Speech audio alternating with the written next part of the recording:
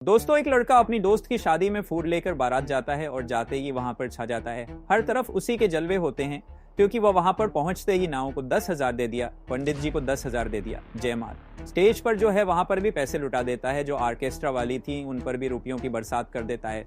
जो दूल्हे की सालियां थी उनको तो माला माल कर देता है। अब दोस्तों, यही सब देखकर जहां पर वहां के लोग उसके दीवाने हो जाते हैं, लड़कियां भी उसको चाहने लगती हैं। वहीं पर दोस्तों, कुछ गांव के लड़के थे जिनकी नजर में वो खटक लगता है, चुभने लगता है, क्योंकि जो महफिल वो लोग लूटना चाहते थे दोस्तों, वो महफिल दूल्हे का दोस्त लूट लेता है और इसलिए वो लोग उससे मारपीट कर लेते हैं। उस पर जो है एक महिला की इज्जत को बर्बाद करने का इल्जाम लगा देते हैं। अब दोस्तों, फूड लेकर गया था वो लड़का भोकाल जमाने के लिए, लेकिन दोस्तों उसकी इज्जत की लोग धज्जियां उड़ा देते हैं। नमस्कार दोस्तों, स्वागत है आपका हमारे चैनल द क्राइम से का यूट्यूब चैनल पर फिर से एक और सच्ची घटना के साथ। अगर आपने चैनल को सब्सक्राइब नहीं किया है तो अभी सब्सक्राइब कर लीजिए और बेल आइकॉन को प्रेस करना ना भूलें।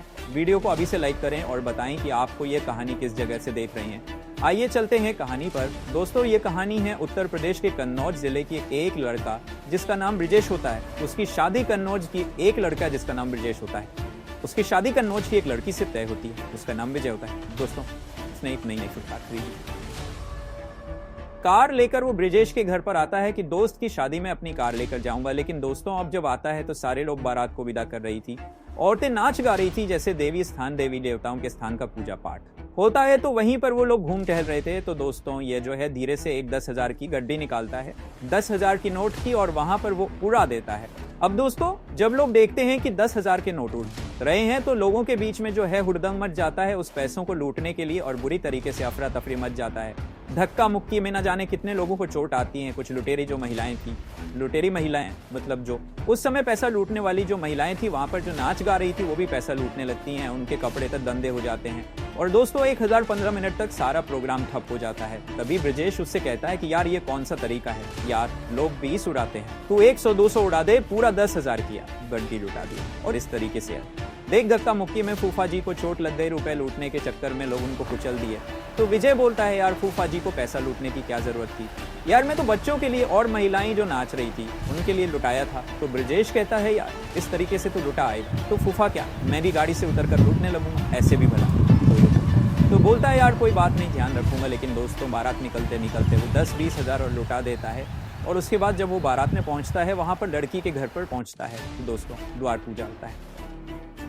और उसके बाद जब पंडित जी बोलते हैं कि दक्षिणा हमारा दीजिए, तो दोस्तों दक्षिणा के नाम पर फिर वो एक गड्डी निकालता है, 10,000 के, और पंडित जी को देता है। पंडित जी जैसे हाथ में लेते हैं तो उसका मुंह ताक लगते हैं। इसके अलावा जितने भी वहां पर द्वार पूजा में लड़की वाले लोग थे, सारे लोग, और ये लोग भी उसका मुंह ताक लगते हैं।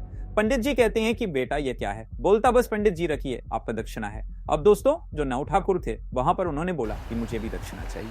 कुछ तो उन्होंने बोला कितना चाहिए आपको, वो बोले कि होता तो है पंडित जी के बराबर, लेकिन अब आपकी जो इच्छा है वो दे दीजिए। फिर वो दोस्तों उन्हें भी एक गड्डी दे देता है, कहता है जब बराबर है तो बराबर लीजिए। अब सारे लोग जो है उस बेचारे नाव ठाकुर के ऊपर जो है आपत्ति दर्ज करने लगते हैं। कहते हैं कि अरे इसका ऐसे कैसे होता है, यंदस का तो इसका काम है। लेकिन दोस्तों उसने कहा कोई बात नहीं, जब पंडित जी के बराबर इनको चाहिए तो जो दे दिया, क्या दिक्कत है, आप लोगों की मैंने दिया ना। अब दोस्तों वहां से सारे लोग द्वार पूजा का रस्म खत्म होता है, जयमाल स्टेज की तरफ जाते हैं। लेकिन अब हर किसी की नजर जो है वो विजय के ऊपर रहती है, क्योंकि दोस्तों वो लग भी रहा था वैसे ही। अब दोस्तों जब जयमाल की बारी आती है तो स्टेज पर एक कुर्सी लगाकर विजय बैठ जाता है। अब सारे फालतू लोगों को स्टेज पर से हटाया जाता है, लेकिन किसी की हिम्मत नहीं हुई ये कहने की भाई आप भी चलो यहाँ से। वो वहीं पर कुर्सी लेकर बैठ जाता है। अब जयमाल का रस हुआ।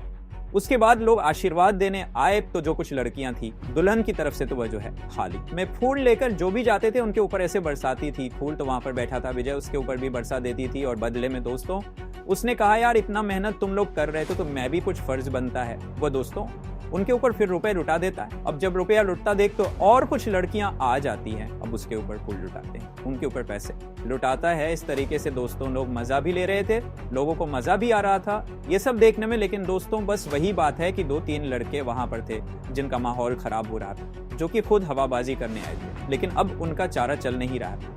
अब दोस्तों जो विजय था वह उन लोगों को विलेन की तरह लगता है। वह कहते हैं कि यार इस तरीके से ये बहुत बदतमीजी कर रहा है और इसको कुछ करना पड़ेगा। लेकिन दोस्तों वह रुपए लुटाया जा रहा था। और इधर जो है फिर एक आशीर्वाद देने वालों में एक महिला आती है तो उसको लेकर बवाल हो जाता है। सारी महिलाएं कहती हैं कि अरे ये कहाँ से आ गई, इनको यहाँ से हटाओ और इनकी क्या ज़रूरत है यहाँ पर। तो वहाँ पर कुछ टाइम के लिए प्रोग्राम रुक जाता है। फिर विजय जाता है वहाँ पर, कहता है भाई क्या बात है। ब्रजेश कहता है यार जरा देख क्या बात है। तो कहता है कि हाँ क्या हुआ। अब उसे सारा बात पता चलता है कि एक विधवा जो है स्टेज पर आ गई है, आशीर्वाद देना चाहती है, लेकिन उसके आशीर्वाद की ज़रूरत है नहीं, उसको लोग हटा रहे हैं। तो सारी बात समझता है। दरअसल वह जो महिला होती है वो उसी दुल्हन की भाभी होती है। अब क्योंकि 1 साल पहले उसके पति की मौत हो जाती है तो इसलिए वह विधवा थी, लेकिन उसी घर में रहती थी वह, और इसीलिए वह आशीर्वाद देने आई थी और इसी शादी के लिए रुकी भी थी। इसी शादी के बाद वह अपने मायके चली जाती, लेकिन जो है जब वह आशीर्वाद देने आती है तो लोग आपत्ति उस पर जताते हैं। विजय कहता है कि ये कौन सी बात है, अगर ये आशीर्वाद देना चाहती तो इनको बात देने दीजिए, और वैसे भी ये जो लड़की की भाभी है इनका फर्ज बनता है। अब वह सबको वहां से हटाता है और कैमरामैन को कहता है कि भाई जरा ढंग से फोटो खींचना यार, सबसे सुंदर मेरे ख्याल से इन्हीं की फोटो आएगी। अब वो माहौल को हल्का करने की कोशिश करता है और जब देखता है कि वह अकेले खड़ी हैं, उनके साथ कोई नहीं था, उनके घर की कोई महिला भी नहीं थी, तो दोस्तों वह उस लेडीज के बगल में खड़ा हो जाता है। दोस्तों उस लेडीज का नाम मंजू होता है। वो उसके बगल में खड़ा हो जाता है और कैमरामैन से बोलता हाँ भाई फोटो खींचो, ढंग से खींचना दोस्तों। उसके बाद जो है मंजू की आंखों में आंसू आ जाते हैं क्योंकि शायद उसे अपने पति की याद आ जाती है, और उसके बाद फिर वह अपना काम करके वहां से चली जाती है। फिर वह आकर उसी जगह पर बैठ जाता है और फिर जैसे चल रहा था वैसे चलने लगता है। तभी ये तीनों लड़के थे जिनके नजर में विजय चुभ रहा था, वह स्टेज पर चले जाते हैं और उसके बाद विजय से झड़प करने लगते हैं। कहते हैं तू लौंडियाबाजी कर रहा है और तू जो है यहाँ पर नवाब लगा है क्या, जो स्टेज पर बैठा है कुर्सी लगाकर और कोई तो नहीं बैठा है। अब दोस्तों उसके समझ में नहीं आता कि ये लोग क्या कह रहे हैं। अब तभी जो विजेश था वह अपने सामने ही उसके ससुर खड़े थे, उसका और एक साला था जो उसी लड़की के बराबर की उम्र का था, उसको बुलाता है और कहता है कि देखो वो लोग उनको क्या प्रॉब्लम है, मेरे दोस्त के साथ बदतमीजी कर रहे हैं, जरा माहौल वहां पर शांत कराइए।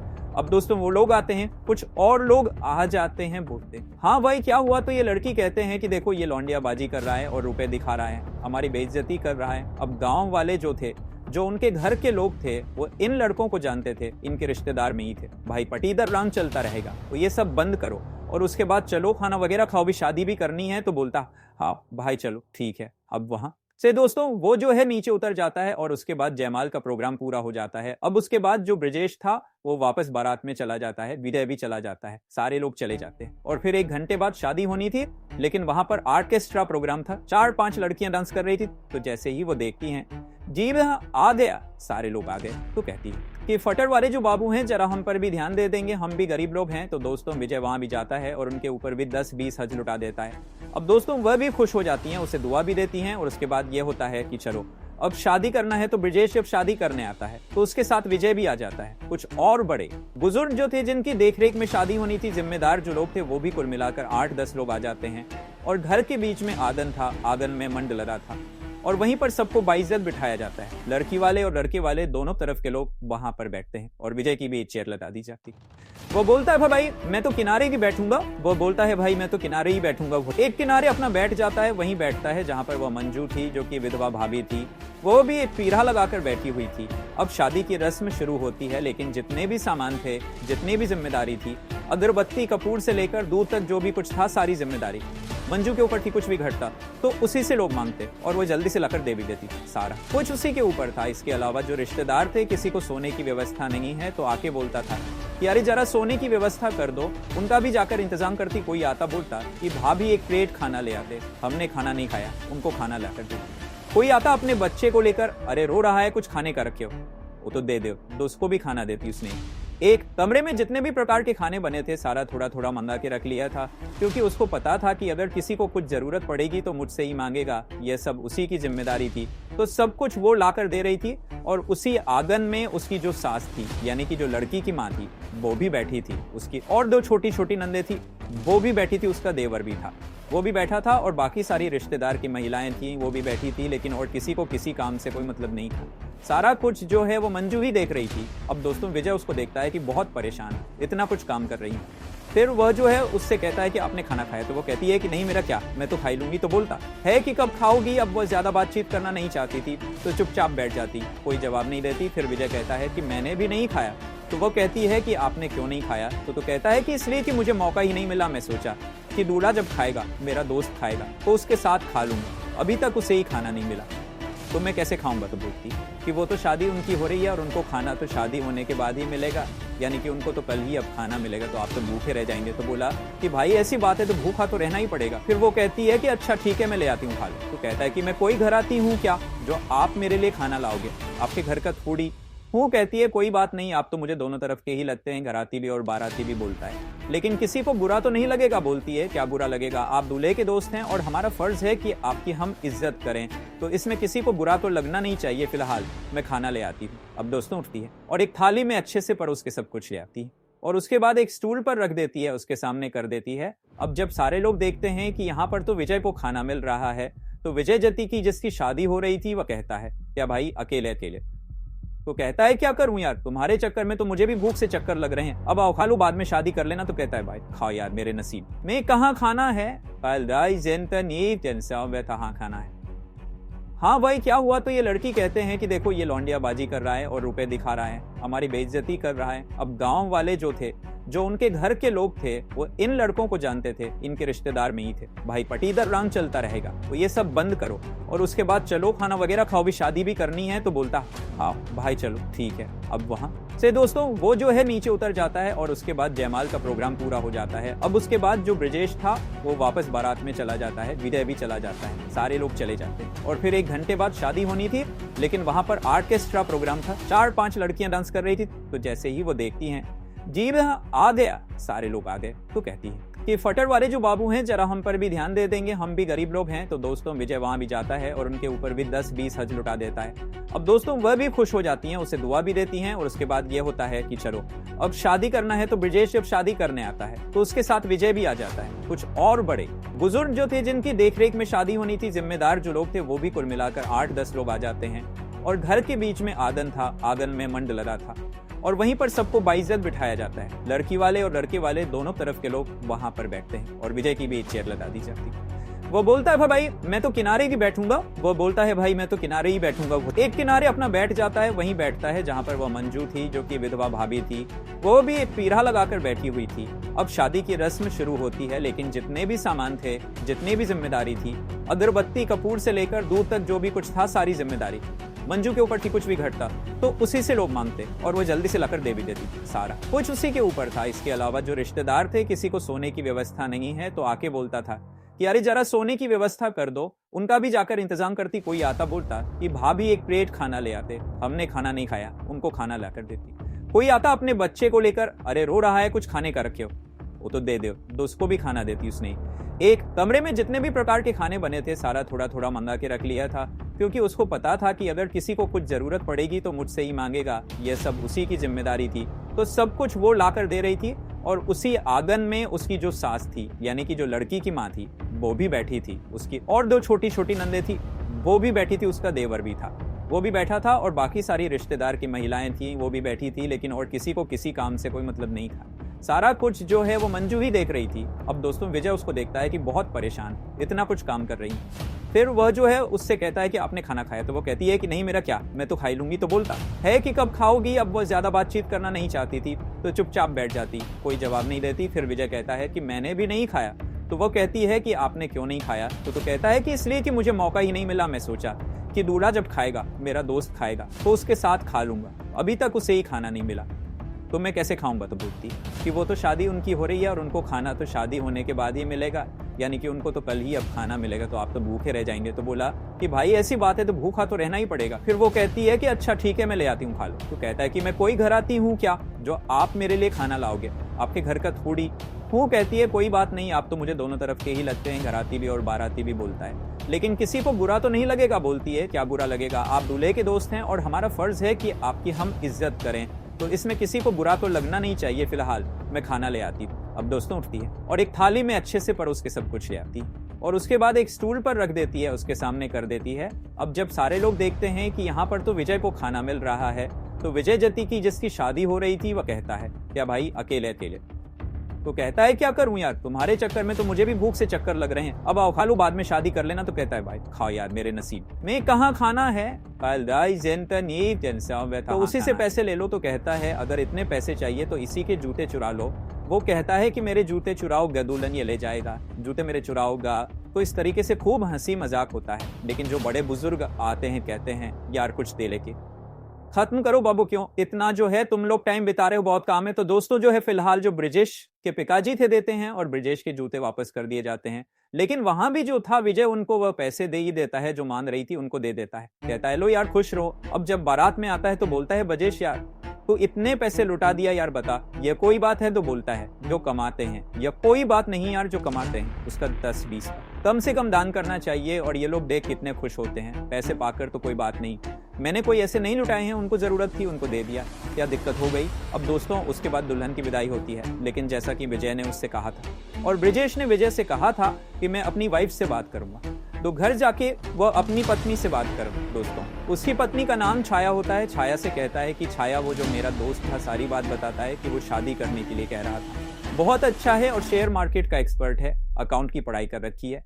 और बहुत ही अच्छा लड़का है, महीने में लाख रुपए कमा भी लेता है और लोगों का दिल खोल के मदद करता है। उसके पिताजी भी अमीर थे तो खानदान पैसा उसके पास है, प्रॉपर्टी है और उसके पास 2-3 कारें हैं। उसकी माँ भी बहुत सीधी है, पिताजी नहीं है अब इस दुनिया में, लेकिन लड़का बहुत अच्छा है। तो वह भाभी से शादी करने के लिए कह रहा था, मंजू से। तो तुम्हारा क्या विचार है। अब दोस्तों जैसे ही छाया बात सुनती है वो चिढ़ाते हैं, कहती है कि अगर तुम्हें शादी करवानी है तो आप जो है मेरी जो छोटी बहनें हैं 2, उनमें से एक का करवा दो, भाभी का क्यों करवा रहे हो, वो तो अपने घर जाएगी, उसके पिताजी उसके जिम्मेदार हैं, वो लोग उसकी शादी करेंगे। और मेरे भाई को तो खा गई दोस्तों, उसके बारे में उल्टा सीधा कहने लगी। वो बोली कि अगर शादी कराना हो तो मेरी बहन का कराना, वरना इस बीच में। अब दोस्तों इतना सुनते ही विजेश चुप हो जाता है, कहता है कि अब इससे ज्यादा बोलने का मतलब कि अपने ही पैर पर कुल्हाड़ी मारना, अपनी ही शादीशुदा जिंदगी बर्बाद करना, वो चुप रहने में अपनी भलाई समझता है। और उसके बाद विजय से कहता है कि यार दे, ये तो कह रही है कि मेरे साली से तो शादी कर ले। वो बोलता है यार तेरे साली से शादी नहीं करना, मुझे वहीं बैठी थी, एक गिलास चाय तक किसी को नहीं दे रही, मुझे तो उसी से करना है भाई, मुझे उसी से प्यार है। फिर विजय बोला फिर तूने क्या बोला। तो बोला यार मैंने कुछ नहीं बोला, लेकिन मैं तेरे साथ हूँ। अब वो जो है अपने माता पिता के घर जाने वाली है, तो तू उसके घर चलकर हम लोग अप्रोच करेंगे। अब दोस्तों ऐसे ही होता है जब वहां से मंजू अपने घर चली जाती है। उसके बाद ये जो विजय की माँ थी, जिसके रिश्तेदार थे, ये लोग जो है जाते हैं और वहाँ पर मंजू का हाथ मांगते हैं विजय के लिए। जब मंजू सुनती है कि ये वही लड़का है, उसी लड़के की ये माँ है, उसी के रिश्तेदार हैं, कि जो मुझसे शादी करने की बात कर रहे हैं, तो दोस्तों वो खुशी के मारे फूट फूट कर रोने लगती है। और उसके बाद क्योंकि उसे भी कहीं ना कहीं विजय से प्यार हो गया। अब दोस्तों उसके बाद जो है बात बनती है। और दोस्तों इसी साल फरवरी महीने में विजय और मंजू की साधारण तरीके से एक मंदिर में शादी होती है। और दोस्तों तब से लेकर आज तक 10 महीने हो गए दोनों की शादी को, दोनों पति पत्नी बहुत ही शानदार लाइफ एंजॉय कर रहे हैं। तो दोस्तों ये रही कहानी, आपको कैसी लगी आप कमेंट करके जरूर बताएं। और जरा भी अच्छी लगी हो तो वीडियो को लाइक नहीं किया तो लाइक कर दीजिए, चैनल को सब्सक्राइब कर लीजिए। इसी प्रकार की कहानियों के लिए फिर मिलेंगे अगले वीडियो में, तब तक के लिए जय हिंद। दोस्तों अगर आपको ऐसे ही क्राइम, थ्रिलर और रियल स्टोरी सुनना पसंद है तो हमारी चैनल को सब्सक्राइब करके बेल दबा दीजिए, ताकि हमारे वीडियो आपको सबसे पहले मिल सके। आपके अमूल्य वक्त के लिए धन्यवाद।